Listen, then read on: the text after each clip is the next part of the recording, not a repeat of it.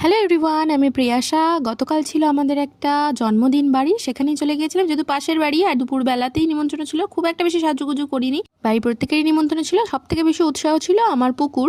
R video on করতে দেখেই কাকিমা বললো কয়েকটা ফটো তুলে। এই যে আমাদের বার্থডে গার্ল, তার খাবার দাবার সব সাজানো হচ্ছিল। আর তার আগে আমরা বসে পড়েছি এই সাইডে, টেবিল ম্যাট পেতে দিয়েছিল। আর আমরা বেশ কয়েকটা কিন্তু ফটোও তুলে নিয়েছিলাম সেই ফাঁকে।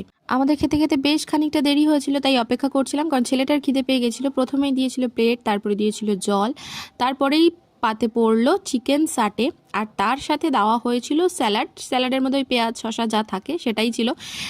তারপরে এলো গরম গরম সাদা ভাত, তার সাথে ছিল ভেজ ডাল, অনেক বিভিন্ন সবজি দিয়ে বানিয়েছিল, তার সাথে দিয়েছিল আলুর চিপস। এরপরেই পাতে পড়ে গেছিলো দই কাতলা, আর তারপরে এসেছিল চিকেন কষা। আর খাওয়া দাওয়ার মধ্যে যেটা আমার সব থেকে ফেভারিট সেটা হলো চাটনি পাঁপড়। তারপরে এসেছিল পায়েস, মিষ্টিও ছিল, কিন্তু আমি যেহেতু খাই না সেই জন্য নিইনি। লাস্টে হাজমোলা নিয়ে বাড়ির পথে রওনা দিলাম। বাড়ির পথে আর কি বলবো, পাশের বাড়ি একদম।